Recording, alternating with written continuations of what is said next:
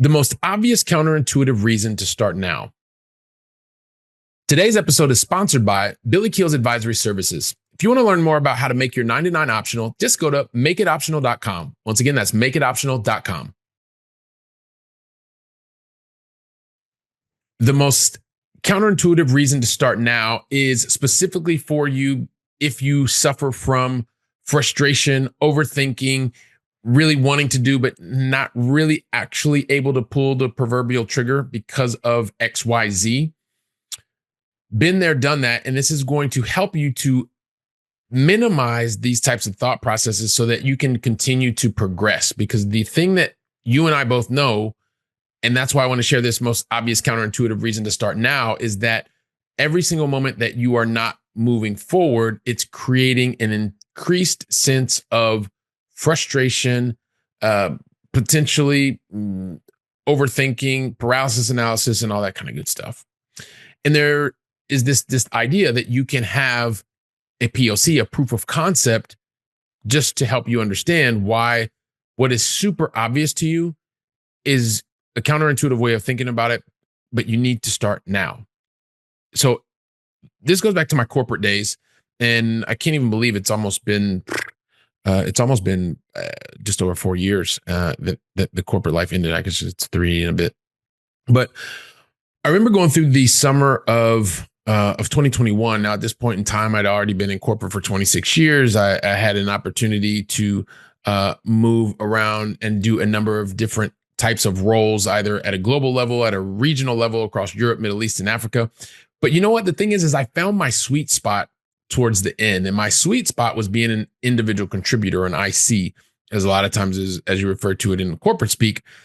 But that specific summer of 2021, things started feeling really, really different. Not because we didn't have an awesome time as we typically did back in the United States. It was amazing. It was absolutely fantastic.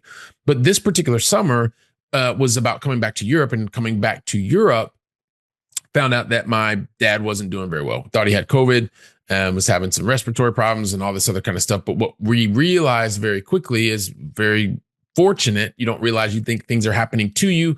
You start to then realize that things are happening for you in your life. And there was a change of the doctor that my dad had, a cardiologist. And fortunately for us, they found out that my dad had some kind of things going on with his health.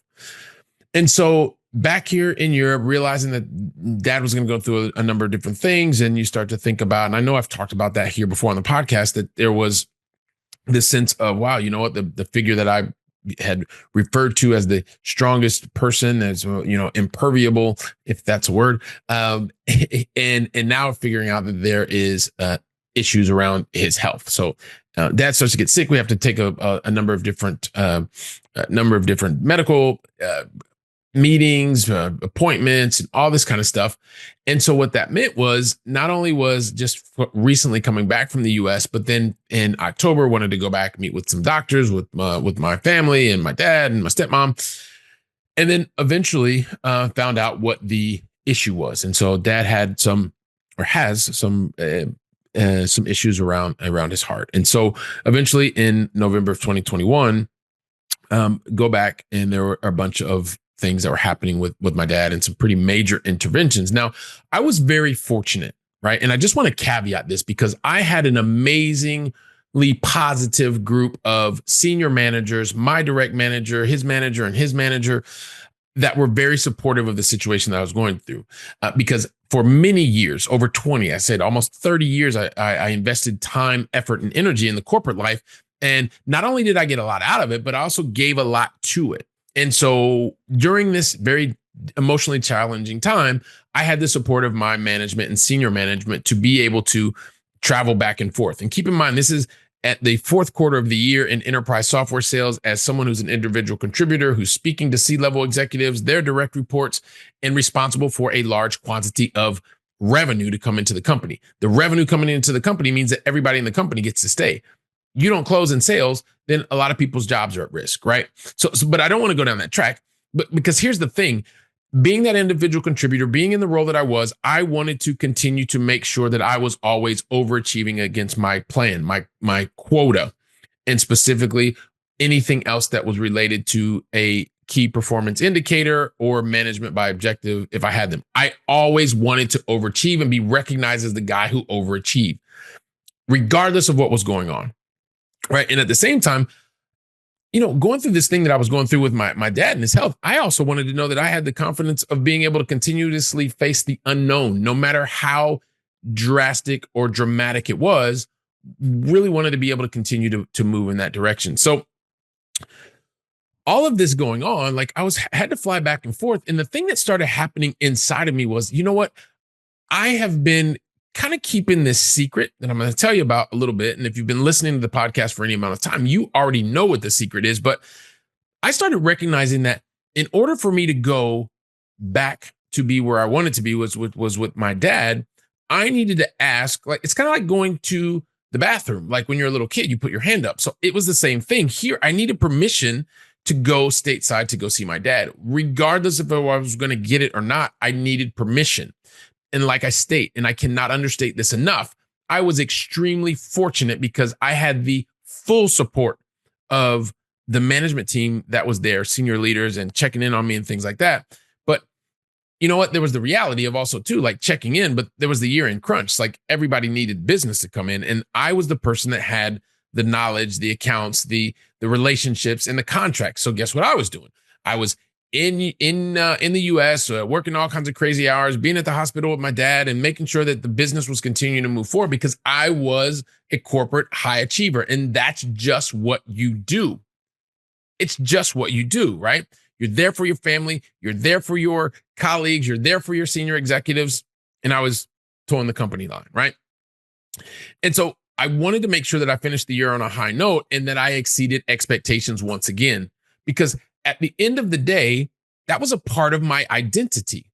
The person who overachieved, the person that others came to get issues resolved, the person that was able to get it across the line and then some when it came to carrying the quota and carrying on a lot of different relationships, managing businesses, leading teams of people, et cetera, et cetera. But the thing is here's the secret that I wanted to tell you about. Right. And it comes back to the most obvious counterintuitive reason to start now. You're probably asking yourself, well, Billy, why are you even telling this story? Well, the story is being told because there are so many times when you think about if you should start now and you come up with all the different reasons why it's not the right moment. Well, you don't have enough money. Well, if you could just get this particular deal across the line. Well, if you just got this next promotion. Well, if you just could help the kids to do whatever and never, and then you'll be in the perfect position to be able to do it. No, don't worry. Your mic's not broke. That just wanted to have the silent pause, right? The silent pause, because it's important. You will always come up with a reason that you can put it off until the next time. But here's the most obvious counterintuitive reason to start now. Because just like I mentioned that was happening now at the last month of 2021, in November, December, and fortunately for me, I had to face a lot of demons many years before. And I actually started something that would help to change my life and help make my corporate employees and corporate colleagues' lives better, my previous life and the family life better, because I was in a position to, having started to create my own path, craft my own unique concept 8 years before, right? In June of 2013 is when I actually got started. But hey, this is the fun part of the story. It took me from 2012, right, when I went through a negative experience because I missed my son's third birthday party. I was there for his birthday, but I just missed the birthday party that night because I was on a business trip. But had I not started in 2013, when I got to the end of 2021 and life started to change and I started to make different decisions, I was able to make the decisions that I made. Why? Because I'd already made the counterintuitive reason to start in 2013. Because any time that you are here or you're asked, when is the best time to plant a tree? Well, the best time to plant a tree was like 25, 30 years ago. When's the second best time? Right now. Now is the time. I'm passionate about this, which is why I'm sharing it. You're never going to be 100% ready for anything ever. It just doesn't happen. I'm going to talk about more of that in the next episode, I think, or maybe 2 episodes from now. But had I not started in June of 2013, making that first step to begin to create optionality, to make my corporate role optional, in 2013, I stayed for 8 more years. Do you get it? I liked the corporate experience. It was a positive one. And once we got to the point that not only I was gaining momentum, I continued to grow inside of the company and outside of the company. The things that I was doing inside of the company gave me great perspective for the things that I was doing that were not competing outside of the company. And the knowledge, the contacts, the inputs, the growth experiences outside of the company were helping me to be a better individual contributor, better IC in the company. You get it? But I'd taken action. I took it 8 years before. Because there's always going to be that moment in your life, in your career, when you're going to be faced with an opportunity, a challenge, a reality. And in 2021, that was my reality. That was my defining moment. And once I realized that, this corporate life has been super awesome. And at the same time, do I want to keep putting my hand up all the time to ask to go back, to fly to see my dad or my brother or my sister or my mom or my cousins or whoever, best friends? Well, the answer for me at that moment in time was, no, I don't want to keep putting my hand up. And you know what? Because I had started the work 8 years before, 8.5 years before, counterintuitively, the reason I started 8 years before was so that I could make the decision then in that particular moment to say, hey, listen, even though I couldn't continue to maintain a dual life, meaning a fulfilled individual at home and a productive employee at work who was recognized for achieving and overachieving, I couldn't keep that up because something is tugging on my heart to make a different decision, to leave a part of that life behind. It was okay. I was okay with that. You know why? Because I'd started already. And if you continue to think about having all the lights turn green before you start, think about it. How much longer are you going to continue to wait? Wouldn't it be better to do something that seems so obvious and counterintuitive at the same time because you're not 100% ready, is to start now? Because even though I couldn't maintain the dual life, I can tell you the one thing that can never, ever, ever be being taken away from me was I realized at that point in time that it was okay for me to face the unknown.